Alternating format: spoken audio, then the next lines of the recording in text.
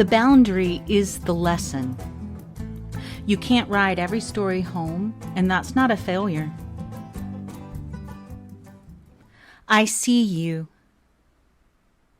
I've always been drawn to their eyes, a new client said as we got to know each other before a session this week.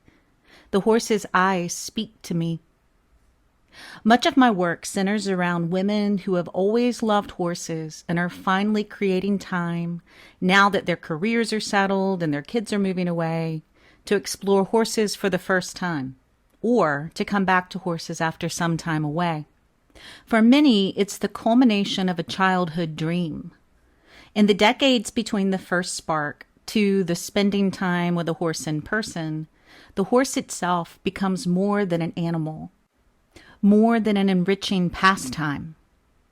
The horse becomes a symbol of everything. I thought I was immune to the mythical power of a horse's gaze, but as I looked into the clever eyes of my client, a busy thread inside of me stilled. Her anticipation of soon being inside a horse's gaze infected me. I remembered. As the day went on, eyes were the theme. Horses, cats, dogs, humans, all of us peering out into our worlds and seeing our own versions of the world through our multifaceted perceptions. Horses, more so than cats and dogs, that difference between prey and predator, don't flinch away when a human becomes unraveled. Horses don't try to tidy our grief. They just stay. And in that staying, our perception is invited to shift. In the watchful presence of a horse, there isn't any room for our ego or the old stories we lug around with us like a battered trunk filled with cement. It's not about praise or permission. They just simply say, I see you. Not everyone is ready for that kind of attendance. Most people flinch or fight or flee after the initial polish has worn away and they're left with the dirty, aching hard work of sorting through the cement crumbles spilling out from our life trunks. Past the brutal reckoning of it, there is a peace that begins to descend, a peace that starts inside of us, a tiny seed that's been buried in our mess. It's a peace that lives in our body, and one that most kids arrive with, still intact and ready to experience the details they're receiving rather than the projection of how they wish it would be. The horse made of feeling. We have monthly kids clubs at the farm, the brainchild of the talented Michelle Higdon. Bramble Buddies is for kids just beginning to explore horses, and Bramble Besties is for the experienced older kids who have applied themselves to learning the foundations of handling.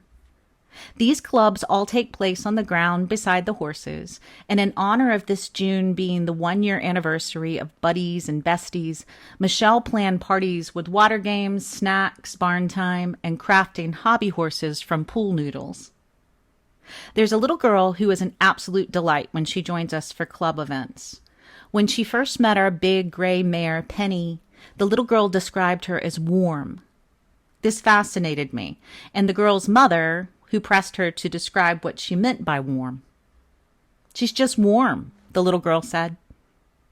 When she constructed her pool noodle horse, all googly eyes and felt mane, the girl immediately named her Penny, and later that night her mother found her asleep with the pool noodle in her bed. Her mom thought about moving the barn dirty, smeared toy, but ended up leaving it in bed with her.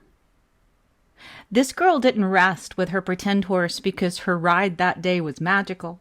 She didn't even ride. But the bond that she felt with the horse was magic.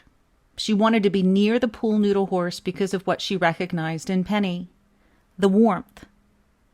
She made a horse, she gave it life, and then she carried that feeling home with her. That's what the horses teach us, even in effigy. We learn that being near something is more important than controlling it. We see that love doesn't have to look a certain way or perform in a prescribed fashion to matter. We understand that we don't have to be holding a set of reins to feel closeness. This little girl met a horse named Penny, and she said without hesitation, "She's warm." She didn't name the color of Penny's coat or the way her mane fell. She didn't talk about what Penny could do or how she moved. She just felt her. She called her warm and then wanted to keep that warmth with her. She felt something true and she named it. Then she gave it a place to stay. Stable Roots is where I share stories about horses, resilience, and the life I've built from both. I write weekly about connection, healing, and the messy, beautiful business of showing up. You can subscribe for free and follow along. A paid subscription goes even further by directly supporting the farm, the horses, and the work we do here every day. However you choose to be a part of this community, I'm just grateful that you're here. The mirror before the mount. At my farm, the root system we build from teaches a way of being with the horses on the ground before we move on to riding. But so often, people arrive thinking the goal is the saddle and that everything else is just a stepping stone. I didn't build this program to be a ladder. I built it to be a field. In that field, you can wander or rest or touch the earth with your bare hands before asking a horse to carry your weight. I'm not against riding. I love riding. But I want us to ride from a different place, one rooted in connection and not commands. I want us to strip away our assumptions so we can rediscover our awareness. I want us to work from our breath, not from blame. It's easy to think that groundwork with a horse is a fallback, to believe that if you're not riding, you're behind. But groundwork is often the bravest choice, and one that lets the horse know that you're willing to meet them in their space before asking for anything more. What so many humans aren't willing to admit is that it's rarely the horse that isn't ready. Most of the time, it's you. And that's where boundaries come in, often mistaken for punishment or a barrier, when in fact, boundaries are a form of clarity. A boundary says, I'm responsible for what I bring, and I trust you enough to stay in this with me. A barricade says, you made me feel something I didn't want to feel, so now you're dangerous. One creates room for repair, and the other replaces truth with distance and calls it safety. Horses don't process conflict with words, but they do try to solve rifts in the herd. Rupture is biologically dangerous for a creature made to find safety inside the group. The horse wants to work with you. They want to feel safe in your presence. To do that, we have to learn how to tell the difference between what's yours, what's theirs, and what's rising in the space between us. And more often than not, you're going to find this magic working on the ground with the horse before you ever set foot in the saddle. As usual, what happens in the barn can be applied to life. The other day, I drank too much wine with my friend Lacey Olson, and 2010 Kim rose up. Because I was tired and hungry and worried about so many other things, I raged and I slammed a door. My actions were totally not about her. Our friendship held together after my uprising because we talked and I apologized and she and I told the truth. We both stayed present long enough to sort through the moment without it digressing into judgment. When boundaries aren't used as weapons, repair can be possible. And when repair is possible, projections dissolve and make way for presence. Where the bravest work happens. It begins on the ground, and that's where one of our older kids chose to be this weekend when she arrived for a riding lesson. She's one of our Bramble besties, and she knows the barn and the whole herd in a deeply perceptive way. She's been riding my old professor, Max, and they've been working on going faster together by exploring every child's favorite gait, the canter. Michelle is her teacher, and as she planned for the lesson, she had every intention of watching the child saddle up and ride. But the child asked, "Can I do groundwork with Max today? I love cantering, I do, but I also want to have a connection with Max, and I know that I can while riding, but I also know there are other important things to do on the ground and connect with him and build a relationship. I don't want him to think that I'm going to make him work and ride every time because there's so much more than riding, even though I like cantering." She arrived for her session with the option to ride, and everything was set. The weather, the horse, the timing. But she stood next to Max and said something that most adults fumble to articulate. I want to show him love in a different way today. So she brushed him and she walked with him. She stood long moments in silence with her hand along the top of his neck, offering him a release along a meridian line in his body. She breathed beside him, and she didn't ask for much movement or progress. She asked for his presence, and he gave it freely. This child is 12, but she's practicing leadership that most of us are still trying to remember, the art of listening first. She didn't choose what was expected of her. She chose what was true for her in the moment. And that's what the horse remembers. After a rough week, the honesty of the child's request felt like a gift to me. She reminded me that reading the room inside of ourselves before we ask anyone, especially a horse, to carry us through it is an art form.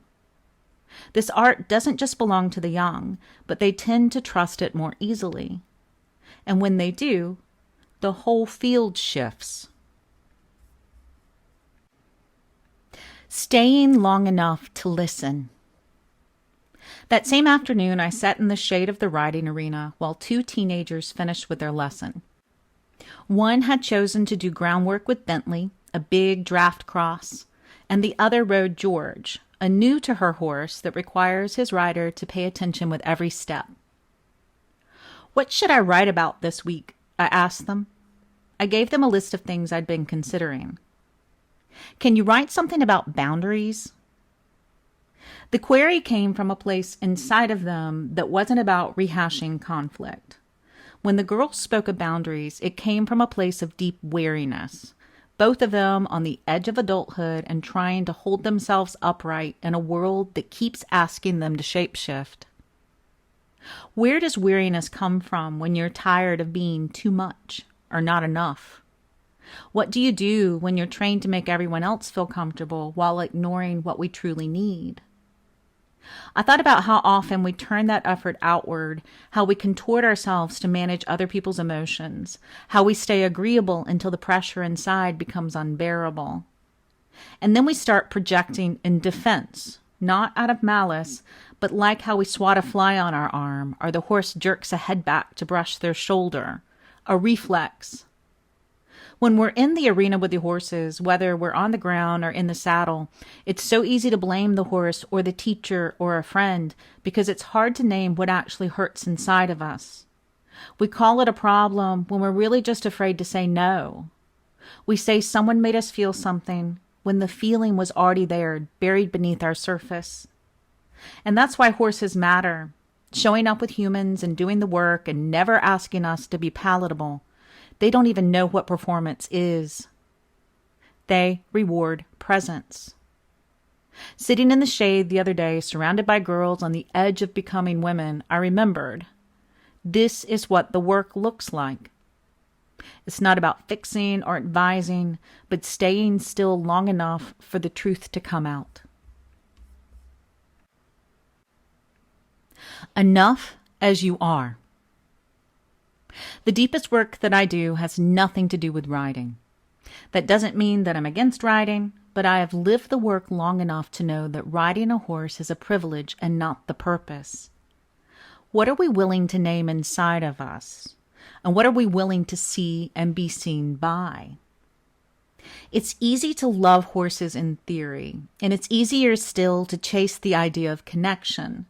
But the real work begins when you stop chasing your goals and you begin noticing what's happening in front of you and what is happening inside of you.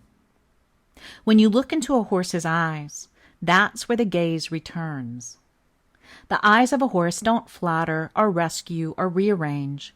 They just see you. And if you can meet that gaze, if you can hold your ground long enough to stop explaining yourself, they will reward you with their presence. They don't care about the story you're telling or your effort or your apology. They just see you. And if you're lucky, you'll see something in return. There's nothing wrong with you. You're just here, and that is enough. Horses don't know what to do with the mythical pedestal we place them on. They want us to meet them as they are, as we are, in the now.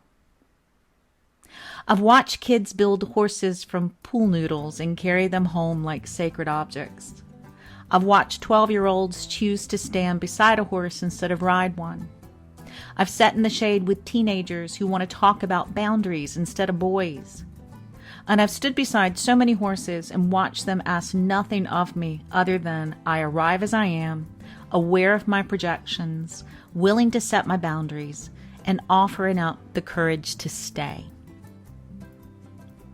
This is the kind of work that reshapes people. It doesn't happen all at once, and it won't happen in a single session. But slowly on the ground, in the field, in the barn, we begin to sink into our true selves. And in that place beside the horse, the eyes that meet yours don't need anything fixed or changed or improved. They just ask to be honored. In their eyes, you're not a project, and neither are they. You don't have to change yourself. You just need to return. Love, Kim.